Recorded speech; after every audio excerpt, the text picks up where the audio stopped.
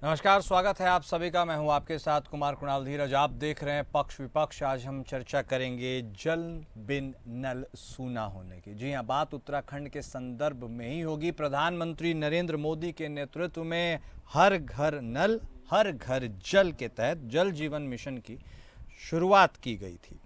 इस मिशन के तहत उत्तराखंड में भी दूरस्थ ग्रामीण क्षेत्रों तक घरों को पानी के कनेक्शन से जोड़ना था। यही उसका उद्देश्य था, जिसके लिए तत्कालीन मुख्यमंत्री त्रिवेंद्र सिंह रावत द्वारा व्यापक स्तर पर अभियान भी चलाए गए और उत्तराखंड के लगभग हर एक घर में पानी के नल भी लगवाए गए। हालांकि धरातल पर यह जल जीवन मिशन उतना कारगर साबित नहीं हो पाया। घरों में नल तो लगे, लेकिन नलों में पानी नहीं आ पाया। आज भी उत्तराखंड में कई ऐसे क्षेत्र हैं जहां आम जनमानस को पीने का पानी तक नसीब नहीं है। इस मिशन से सरकार की मंशा तो उत्तराखंड की जनता के लिए पेयजल की आपूर्ति करनी थी। हालांकि इसके विपरीत आज यह मिशन भ्रष्टाचार की भेंट चढ़ चुका है। इसका सीधे तौर पर उदाहरण स्वयं मुख्यमंत्री का अधीक्षण अभियंता शिवम द्विवेदी को निलंबित करना है, जिसे जल जीवन मिशन में काम में देरी के चलते निलंबित किया गया। अब इस मिशन की उच्च स्तरीय जांच की मांग की जा रही है। उत्तराखंड स्वाभिमान मोर्चा की मांग है कि जल्द से जल्द सभी क्षेत्रों में पानी की सप्लाई हो, साथ ही जल जीवन मिशन की उच्च स्तरीय जांच की जाए। यदि यह मांगे नहीं मानी जाती हैं तो उत्तराखंड स्वाभिमान मोर्चा ने व्यापक स्तर पर सरकार के खिलाफ आंदोलन करने की चेतावनी भी दी है।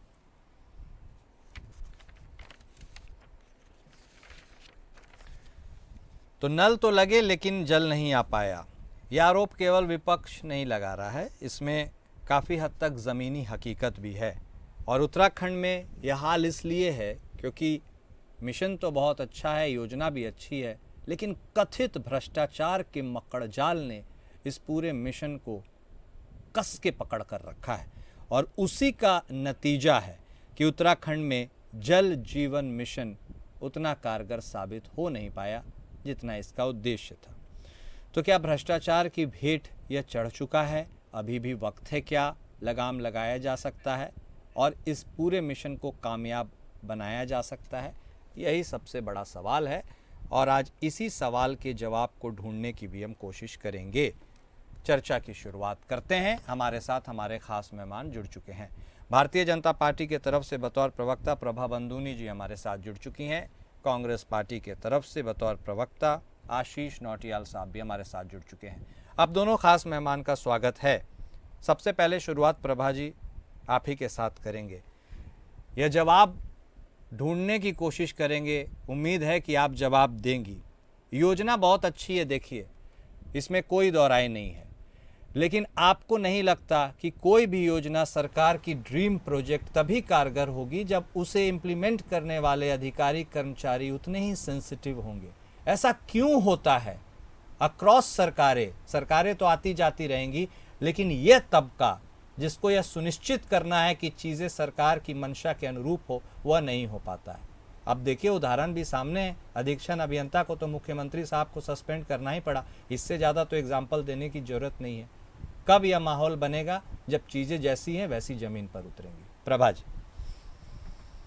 कुणाल जी, सबसे पहले तो मैं आपको बताना चाहूंगी कि हमारे उत्तराखंड में जो भारतीय जनता पार्टी की सरकार है और माननीय पुष्कर सिंह धामी के नेतृत्व में जिस प्रकार यहाँ पे कार्य हो रहा है, जो भी नीतियां बनाई जा रही हैं उनको धरातल पर लागू किया जा रहा है, उसी का आज ये नतीजा है कि चाहे कोई कितना भी बड़ा मैं कहूंगी ऑफिसर, कितना भी बड़ा कर्मचारी, कितना भी बड़ा मैं कहूंगी प्रभावी व्यक्ति इस राज्य में हो, किसी भी पद पर हो, अगर वो अपने कर्तव्यों का निर्वहन नहीं करेगा, अपनी जिम्मेदारियों का पालन नहीं करेगा, तो उसको निलंबित भी किया जाएगा और उसको उसके कर्तव्य से भी हटाया जाएगा।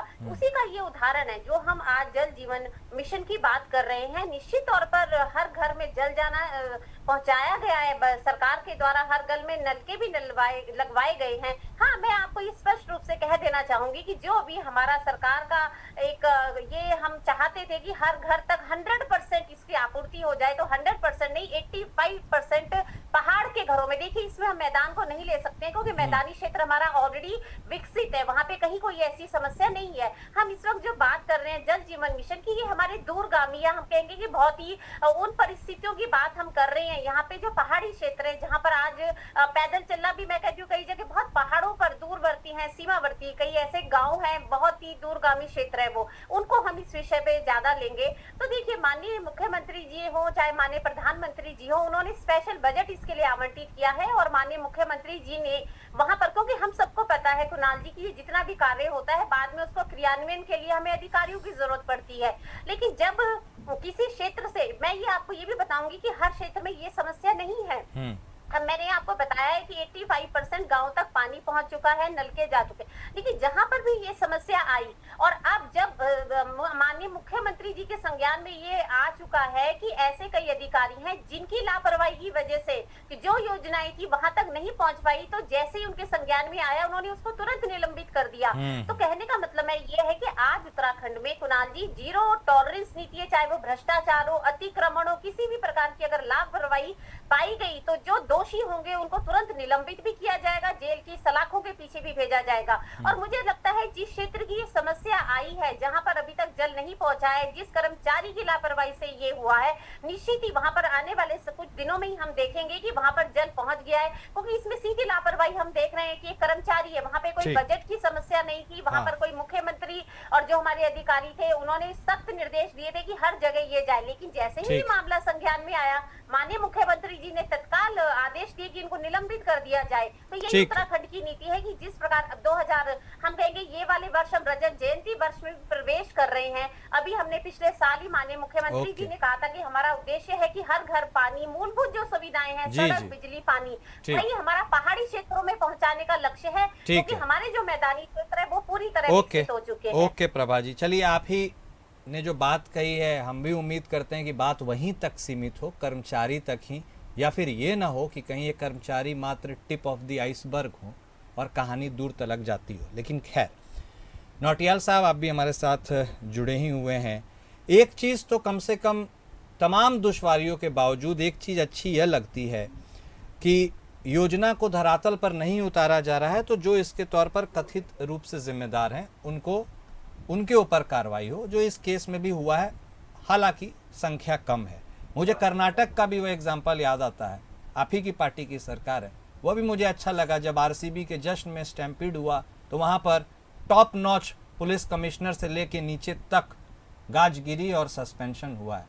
ये एक नई भारत की भी तस्वीर बन सकती है क्या? क्योंकि आमतौर पर विपक्षी पार्टियां सत्ता पक्ष पर आरोप प्रत्यारोप का दौर चलता है, लेकिन जो एग्जीक्यूटिव है वो चुपचाप बैठ के देखता है और उसकी गलतियों को कोई नहीं सुधारता है। क्या ये वो वक्त है जब एक नई पद्धति को गढ़ा जा रहा है?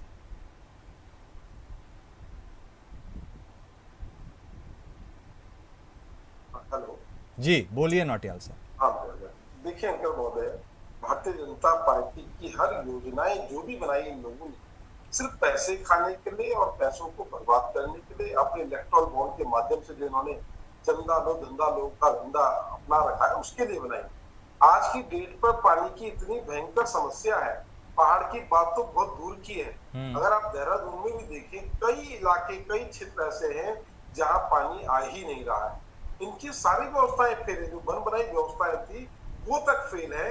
सिर्फ पाइपलाइन जरूर गांव गांव में पहुंचाने का काम ये लोग कर रहे हैं, उसके नाम पर भी, क्योंकि इन्हें पैसा खाना है, उस पर पानी नहीं है। हम तो पूरे क्षेत्र भ्रमण करते हैं और देखते हुए आए हैं। मैं देहरादून जैसी जगह में, आपको रोज अखबारों में अगर आप देखो तो क्षेत्रवासी जो है हड़ताल में बैठे हुए हैं कि हमारे यहाँ पानी नहीं आ रहा है। तो पानी की बड़ी विकट समस्या है, और भारतीय जनता पार्टी की अधिकांश योजनाएं सिर्फ अपने लिए और अपने चहितों के लिए होती है कि उनको किस प्रकार से धंधा दिया जाए, किस प्रकार से बाजार के अंदर बड़े बड़े बोर्ड लगाए जाए। किसी को बोर्ड का धंधा दे रहे हैं, किसी को ये पानी की सिर्फ पाइपलाइन बिछाने का धंधा दे रहे हैं, इसके अलावा कुछ नहीं। अभी जीरो टॉलरेंस की बात कर रही है हमारी भाजपा की प्रवक्ता महोदय, रोज तो आप जो रिश्वत लेते लोग पकड़े जा रहे हैं। जीरो टॉलरेंस क्या होता है बताएं? जीरो टॉलरेंस तो ये होता है ना कि आपने कि होगा ही नहीं भ्रष्टाचार। यहाँ तो इतना व्यापक भ्रष्टाचार हो रहा है और आपको क्या लगता है हर भ्रष्टाचारी क्या पकड़ा जा रहा है? 1% भी भ्रष्टाचारी नहीं पकड़ा जा रहा है, क्योंकि भ्रष्टाचार हर जगह हो रहा है। चाहे आप नगर निगम में देख लें, आज आप देखिए हमारे जब से नए मेयर साहब आए हैं तब से नगर निगम की गाड़ियां जो घर घर कूड़ा उठाने वाली है वो भी बंद होगी, वो घर में नहीं आ रही है। आज की डेट में अगर किसी को कूड़ा फेंकना है तो आप बताएं कहाँ जाएगा? आपने बाजारों में पहले जो था कूड़ेदान लगे होते थे, उनमें कूड़ा फेंका जाता था, आपने स्मार्ट सिटी के नाम पर उसको भी हटा दिया।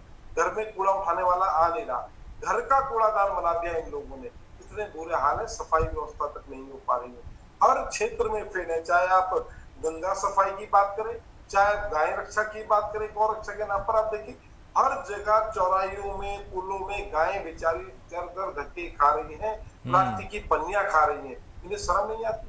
आपका कोई काम बता दे जिसमें हम कहें भारतीय जनता पार्टी नंबर 1 है। हाँ, महिला उत्पीड़न में जरूर मान सकते हैं, जब भारतीय जनता पार्टी की नेता खुद एक मिनट प्रभा जी एक मिनट प्लीज मैडम, उनको कंप्लीट कर लेने दीजिए, पर्याप्त समय आपके पास आएंगे प्लीज। पार्टी में है तो इसका मतलब ये नहीं कि आप पूछा करेंगे। आपकी एक महिला नेत्री जो है हरिद्वार में पकड़ी गई, किस प्रकार का काम कर रही थी, आपको शर्म नहीं आती? आपको लगता नहीं कि आपको भारतीय जनता पार्टी की महिला नेत्री अपनी बेटी का सौदा कर रही है? शर्म आनी चाहिए आप लोगों को ऐसी पार्टी के साथ जुड़े जिस पार्टी के अंदर भ्रष्टाचार तो बहुत छोटी चीज है, जिस पार्टी के अंदर महिलाओं का सम्मान देखिए किस प्रकार से कर रहे हैं। प्रभा जी आप बताइएगा, मैं सुनना भी चाहूंगा, लेकिन 1 मिनट धैर्य रखिए मैडम, उनको कंप्लीट करने लीजिए, फिर मैं आ रहा हूँ आपको। आपने अपने बारे में बोल दिया, बीच में क्यों? 1 मिनट रुकिए मैडम, आपके पास आएंगे, उनको भी कंप्लीट कर लेने दीजिए, फिर आपके पास आएंगे, थोड़ा सा सब्र रखिए प्लीज। प्रभा मैडम प्लीज बोलिए नौटियाल साहब, आप कंप्लीट कीजिए, फिर प्रभा जी के पास जाएंगे। हाँ बोलिए नौटियाल साहब। भारतीय जनता पार्टी पूरे देश में हर क्षेत्र में फेल हुई है, चाहे आप घर घर जल की बात करें, चाहे गौ रक्षा की बात करें, चाहे आप गंगा सफाई की बात करें, चाहे सस्ताई की बात करें, और अब तो खास तौर पर जनता ने देख लिया। जनता पहले कहती थी, कई मैंने महिलाओं से सुना था कि मोदी जी जो है गैस सिलेंडर 1100 का इसलिए कर दिया कि वो हथियार खरीद रहे हैं। आपने जीतते जीतते आपने पैर पीछे कर दिया, शर्म आनी चाहिए आपको। आप कर क्या रहे हैं? आप लाल आंखें दिखाने की बात करते थे, आज आप बताएं पाकिस्तान को लोन मिल गया, आपके रोकते रोकते पाकिस्तान को लोन मिल रहा है। पाकिस्तान जो है, जो हमारा आतंकवादी देश है, उस आतंकवादी देश को जो है उसका आतंकवाद को रोकने के लिए उपाध्यक्ष बना दिया गया। तो आप देखिए, आप ना तो देश सुरक्षा में है, ना आप राज्य सुरक्षा में है, ना महिला सुरक्षा में है, ना रोजगार दे पा रहे हैं, सिर्फ भ्रष्टाचार करने के लिए सरकार बनाई थी। ठीक है नौटियाल साहब, भ्रष्टाचार इसके अलावा कुछ नहीं। भ्रष्टाचारी पार्टी है भारतीय जनता पार्टी। ओके, अब प्रभा जी देखिए, अब आप बोलिए, लेकिन एक सवाल मैं उसके साथ ऐड ऑन जरूर करूंगा, वह यह है कि डबल इंजन की आपकी सरकार है, 8 साल से उत्तराखंड में है, यदि अभी भी चीज़ें सेंसिटाइज नहीं हो पाई हैं, 100% स्ट्राइक रेट के साथ स्कीम्स इंप्लीमेंट नहीं की जाती हैं, तो इसमें किसकी गलती है, यह भी जरूर बता दीजिएगा। बोलिए। देखिए गुणान जी, सबसे पहले मैं आपको ये बताना चाहूंगी कि भारतीय जनता पार्टी का चाहे केंद्र में सरकार हो या राज्य में सरकार हो, हमने हर उस समस्या को जड़ से खत्म करने का काम किया है जो आज हमारे हाथों में हमने लिया। अगर हम भ्रष्टाचार की बात करें तो इस भ्रष्टाचार का मूल केंद्र कब शुरू हुआ था? क्या वो भाजपा के कार्यकाल में शुरू हुआ था? भ्रष्टाचार की जो जड़ें थी, जो बरगद के पेड़ की तरह इन्होंने एक पेड़ लगाया बरगद का, उसकी जड़ें पूरे देश में फैलाई कांग्रेस ने, उसके बाद पूरे राज्यों में फैलाई। आज उस बरगद जो जड़ें हैं वो कैंसर की तरह पूरे देश में फैल चुकी हैं। इन्होंने 70 साल, मैं कोई नहीं कि यूपीए की सरकार को 70 साल हम लगा लेते हैं, उस भ्रष्टाचार की जड़ें फैला दी पूरे देश में, पूरे राज्यों में। अब आप बताइए उसकी कीमोथेरेपी कौन करेगा? उसकी जड़ों को काटने का काम करेगा? ये 70 साल को 10 साल से बड़ी आसानी से जोड़ देते हैं। ये अपने उस कार्यकाल को भूल जाते हैं कि जब 26/11 का हमला, आज सुरक्षा की बात कांग्रेस कर रही है, जब देश में 26/11 का हमला हुआ तो क्या करा इन लोगों ने? कितने दोषियों को सजा दी? मैं कांग्रेस से पूछना चाहूंगी। 26/11 के हमले के बाद इन्होंने जाके पाकिस्तान के आगे फिर ये गड़गिड़ाने लगे इनके।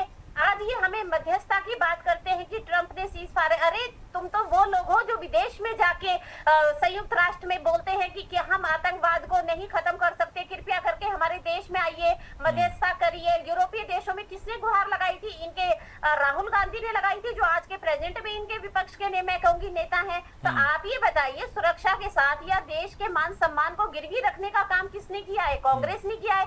भारतीय जनता पार्टी तो वो पार्टी है जिस जिसने हमेशा अपने देश के मान सम्मान को आगे बढ़ाया है। जहां तक रही इन लोगों ने जितना भी भ्रष्टाचार किया इस देश में, मैं कहूंगी लोगों को कोई मूलभूत सुविधाएं देने का इन लोगों ने काम नहीं किया। आज हमारे पहाड़ में उत्तराखंड में जो सरकार है, क्या यहाँ कांग्रेस की सरकार नहीं थी? जरा इनको पूछिए, इनके जब इनका शासन था कितनी महिलाओं को इन्होंने रोजगार दिया, कितने गाँव में इन्होंने बिजली पहुंचाई।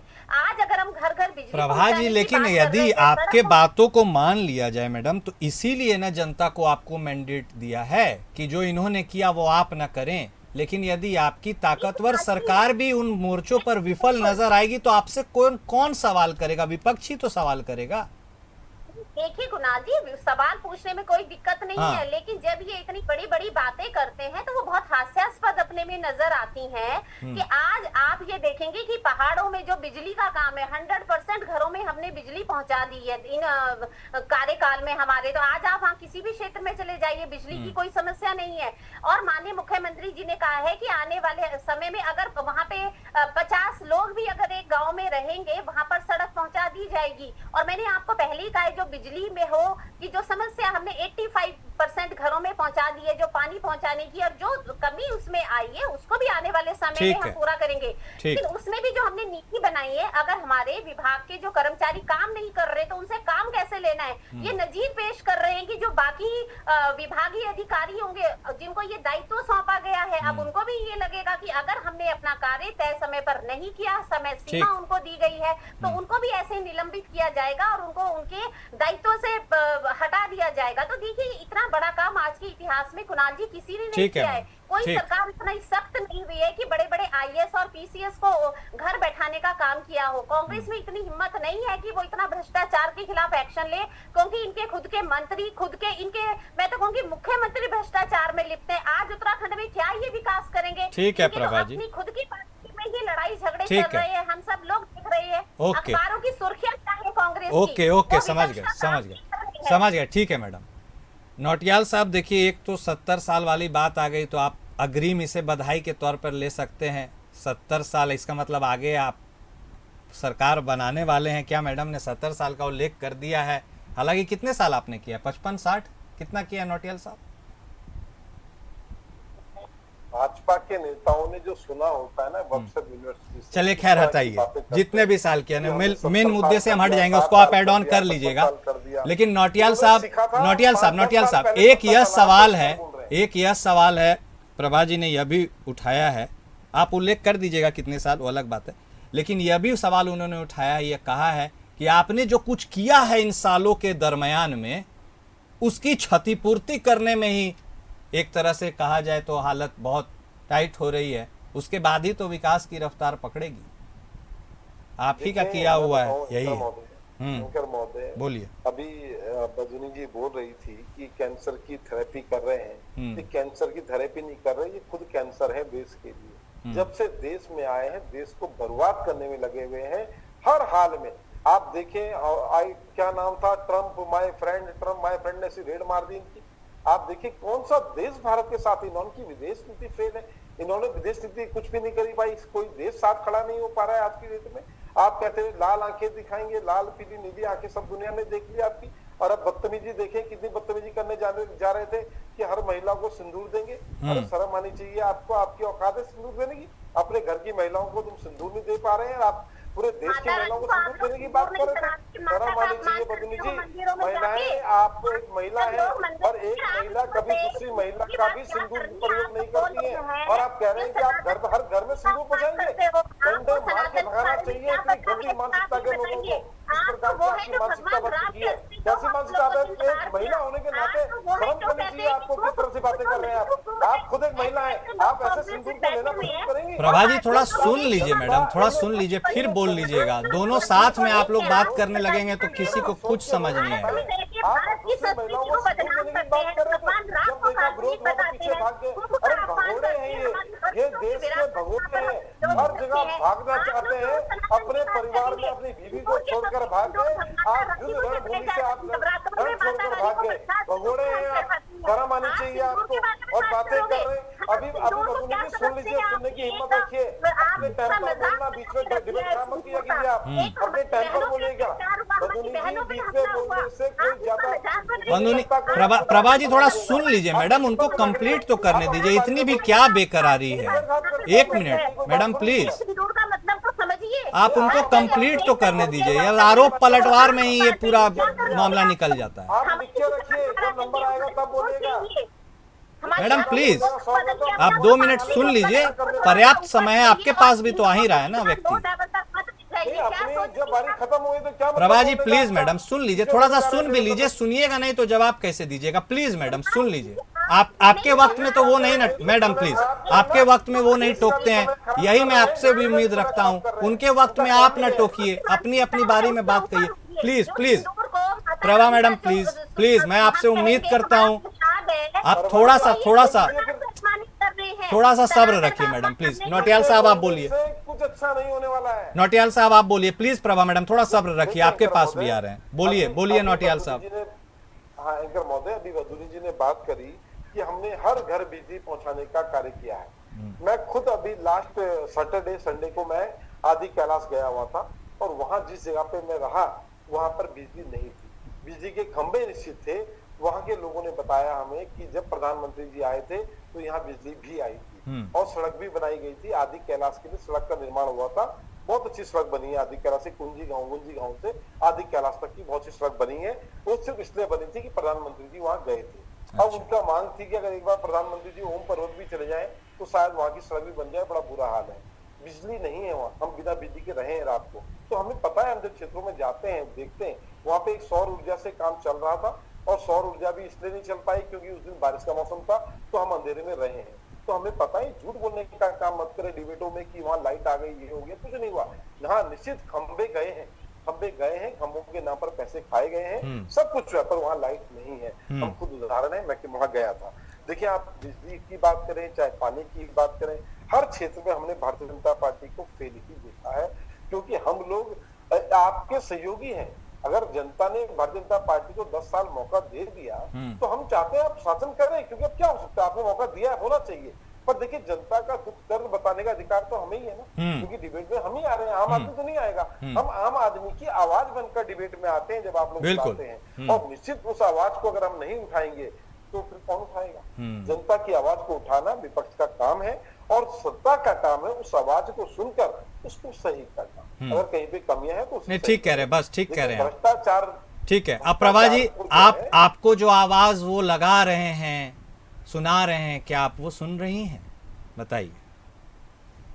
देखिए कुणाल जी, जिस प्रकार अभी मेरे कांग्रेस के प्रवक्ता भाई बोल रहे हैं कि आम आदमी की आवाज नहीं, कि भारतीय जनता पार्टी हमेशा धरातल पर काम करती है। अगर ये आम आदमी की आवाज होते तो आज मैं ये कहना चाहूंगी कि जो ये आज जिस विषय पर भी हम चर्चा कर रहे हैं, उसकी जो बाइट दी गई है वो किसने दी है? वो कोई कांग्रेस के प्रवक्ताओं या कांग्रेस के नेता ने नहीं दी है।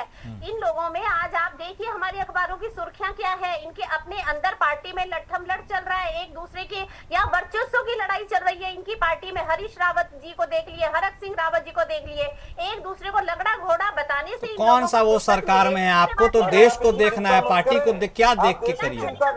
आप हमारी लड़ाई की चिंता मत करें, आप देश की चिंता करें, अपने भ्रष्टाचार की चिंता करें। कोई तालमेल नहीं है, जनता की बात आपस में कोई संगठन होगा, कोई मजबूत विपक्ष होगा, ठीक है, मैं मानती हूँ आप विपक्ष है, लेकिन आप अपने को तो संभालिए। आपकी तो अपनी पार्टी में वर्चस्व की लड़ाई है। 27 के चुनाव को देखते हुए कौन नेता बनेगा, कौन मुख्यमंत्री बनेगा, किसके बच्चों को टिकट मिलेंगे, ये उसी में उलझे हुए हैं। तो इसलिए आम जनता की आवाज सुनने के लिए हमारी जो पार्टी है, हमारे माननीय मुख्यमंत्री जी हैं, वो सख्त एक्शन ले रहे हैं। भ्रष्टाचार के खिलाफ हो, अतिक्रमण के खिलाफ हो, या मूलभूत सुविधाएं हो। इसी का नतीजा है कुणाल जी, आज बड़े बड़े अधिकारी सलाखों के पीछे हैं, वरना आज तक के इतिहास में किसी ने भी इतना बड़ा कार्य नहीं किया है जो इतने बड़े बड़े ऑफिसर्स को सलाखों के पीछे भेजा है। और मुझे लगता है ये जितने भी सख्त निर्णय माननीय मुख्यमंत्री जी ले रहे हैं, ये एक नजीर पेश होंगे। और आने वाले समय में उत्तराखंड में मैं ये कहना चाहूंगी, जो भी कमी है, मैंने आपको पहले ही बताया है कि बिजली में अगर 85% गए, जो भी कमी रह गई, निश्चित तौर पर अगर किसी को निलंबित किया गया है तो कुछ कमी है। प्रभा जी आश्वासन दे रही है नौटियाल साहब, आप इस आश्वासन से आश्वस्त हैं क्या? बिल्कुल अंकर महोदय, हम हर आश्वासन से आश्वस्त हैं। इन्होंने ही आश्वासन दिया था कि हम सत्ता में आएंगे तो 100 दिन के अंदर महंगाई कम करेंगे। ये वही लोग हैं जो कहते थे हम आएंगे तो विदेशों में पड़ा इतनी मात्रा में जो काला धन है, उस काले धन को लेकर आएंगे। हम आश्वस्त थे, ठीक। जनता आश्वस्त थी, तभी वोट मिले, ऐसे वोट नहीं मिले। इन्होंने बात करी थी कि हम 50 रुपए पेट्रोल देने का काम करेंगे, जनता को लगा ये 50 रुपए पेट्रोल दे सकते हैं, जनता ने इनको समर्थन किया। आप बताएं सिर्फ जुमलेबाजी से क्या देश चलने वाला है? 100 दिन के अंदर काला धन लाने का कानून बनाने की बात की थी, 15 लाख रुपए देने की बात करने वाले लोग थे, ठीक। 2 करोड़ हर साल रोजगार देने की बात की थी इन लोगों ने, माँ गंगा को पूरी तरह साफ करने की बात की थी और गंदगी फैला दी इन्होंने। ठीक है। 2022 तक हर किसी को किसान की आय दुगनी करने की बात कर रहे थे, किसानों को मरवा दिया इन लोगों ने, किसान की हत्या करी है इन लोगों ने। ये सारे मैं वक्त का अभाव है, वक्त का अभाव है, अब वक्त इतने की इजाजत देता है। बहुत सारे सवाल है जिनके जवाब चाहिए और विपक्ष यह भी कर रहा है सत्ता पक्ष को कि सिर्फ बात मत कीजिए, कुछ कीजिए भी। ठीक है, बहुत शुक्रिया आप दोनों खास मेहमान का इस चर्चा में शामिल होने के लिए। पक्ष विपक्ष में आज बस इतना ही। नमस्कार। गंगा को नाला बताने वाले भी यही लोग हैं और आज हमने उसको, मैं ये कहूंगी कि जो गंगा